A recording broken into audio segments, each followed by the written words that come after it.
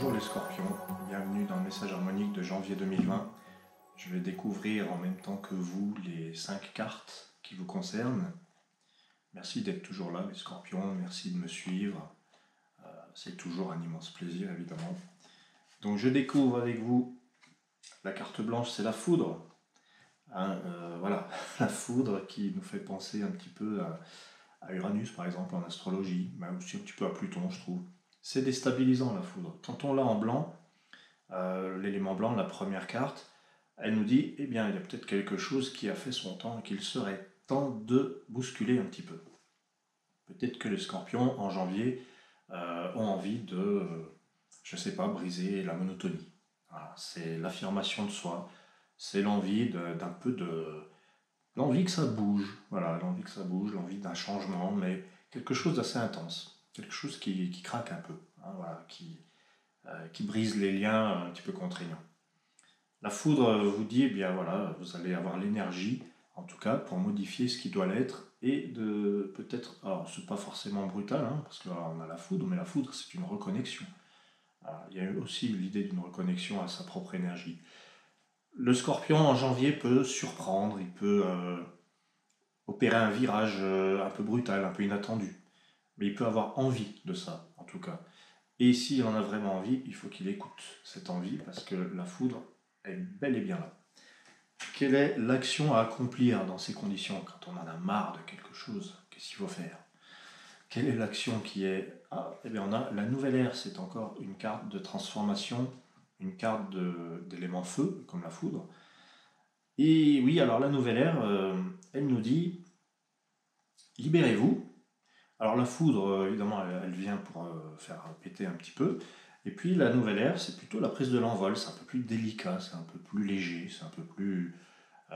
Il y a moins l'envie de tout envoyer bouler, encore que c'est quand même une prise d'envol. Mais la nouvelle ère de feu vous dit, les scorpions, il y a de belles choses qui arrivent et qui sont surprenantes. Et il y a peut-être même moyen de partager ses rêves avec les autres et de vivre ça ensemble avec d'autres personnes. Voilà, parce que c'est aussi très collectif, la nouvelle ère. C'est une sorte de vision du futur qui est partagée par tous. Donc jusque-là, la foudre suivie de la nouvelle ère, ça donne quelque chose d'assez cohérent qui me fait dire dans ce message de janvier, eh bien si vous modifiez vos habitudes, vous risquez d'avoir de belles surprises. Ça risque d'être créatif. Voilà, s'il y a besoin de pousser la porte, de faire péter le verrou, eh bien ça pourrait porter ses fruits, effectivement. Donc pour les scorpions, de belles surprises si on fait sauter les verrous. C'est jusque-là, voilà ce que ça dit, avec 2 cartes. La troisième carte, c'est la terre-mer de vent. Alors, le vent, c'est plutôt tout ce qui est de l'ordre de l'esprit. Voilà, les objectifs qu'on se fixe. Et là, on a la terre-mer, qui est beaucoup plus terrestre, évidemment. Le mélange des deux, ça peut donner concrétisation des idées. Vous avez des plans dans la tête et vous pouvez les mettre en œuvre, en fait. Donc en janvier, il y a des choses qui prennent forme. Voilà, de vos propres mains, je dirais. Ce que vous pensez peut se manifester.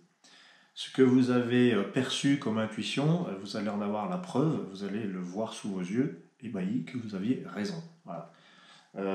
La terre-mère devant réalise les pensées. C'est un petit peu ça, le message. C'est plutôt intéressant. Ça dit aussi de garder les pieds sur terre, la terre-mère devant. De ne pas être trop perdu dans la théorie, dans les idées, dans les pensées. Si on est trop là-dedans, si on met tout son quotidien là-dedans, on oublie peut-être de vivre les choses concrètement. Bon, il y a un petit peu de ça dans la terre-mère devant aussi. Trouver l'équilibre entre l'abstraction, hein, l'abstrait, la pensée, et le plan terrestre, le corps notamment. La quatrième carte, donc, qui va nous parler de ce fameux plan terrestre, c'est le sphinx de Jade. Le sphinx ressemble au scorpion, il est un peu énigmatique, le sphinx. Il ressemble un petit peu à cette maison 8 du scorpion, très mystérieux, un peu le gardien des secrets. Sphinx de Jade, pourquoi je vous mets ça là comme ça, gardien des secrets? Eh bien, le jade, c'est le plan terrestre, c'est le quotidien, ça peut être aussi le lien avec l'abondance, avec le travail. Et vous avez le sphinx qui vient rassembler les opposés, qui vient, je dirais, réunir ce qui semblait inconciliable. Donc dans le sphinx, il y a l'idée d'une guérison, d'une réparation. Il y a l'idée aussi d'un accompagnement.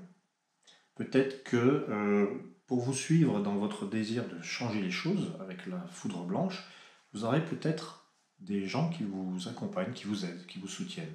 C'est un mois propice à ça, avec le sphinx de jade. Donc c'est plutôt sympathique.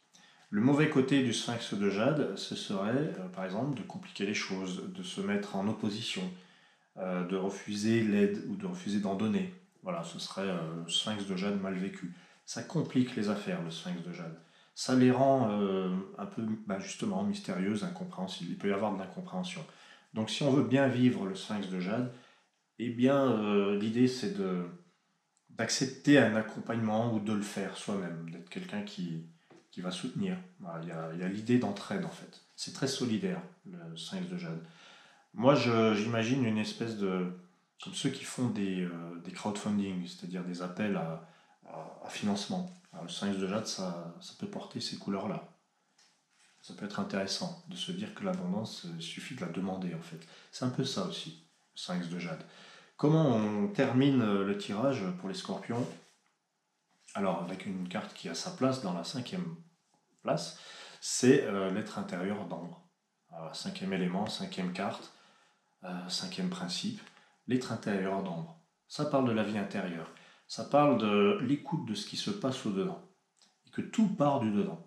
Ça parle aussi de cette protection qu'on a besoin de mettre autour de soi. Mettez-vous dans une bulle de protection. Voilà, parce que ça commence quand même avec la foudre, c'est plutôt mouvementé, il y a la nouvelle ère qui vous dit de prendre l'envol. Votre 3e carte, c'est la terre-mère, qui vous dit aussi de garder les pieds sur terre. Et la 4e, c'est ce sphinx de jade qui vous apporte de l'aide, ou qui fait de vous une aide providentielle. Alors pourquoi cette carte? Eh bien, en toutes circonstances, le scorpion doit savoir se protéger.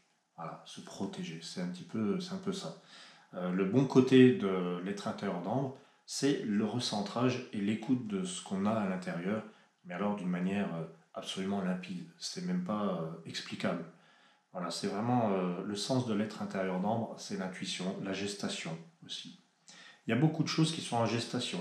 Là, on nous dit les scorpions, alors très beau jeu avec beaucoup de créativité, beaucoup de surprises, mais tout ça, ça reste encore en gestation. Ça sera vraiment visible plus tard dans l'année 2020. Là, pour le moment, on le voit comme une espèce de grossesse, donc quelque chose qui, lentement, qui fait son chemin. Donc, l'être intérieur d'Ambre vous dit tout ce que vous ne voyez pas est quand même en train de se faire. C'est intérieur. Voilà. Merci à vous les scorpions. Je vous souhaite de très belles fêtes. Je vous souhaite une très belle année 2020 et à très bientôt.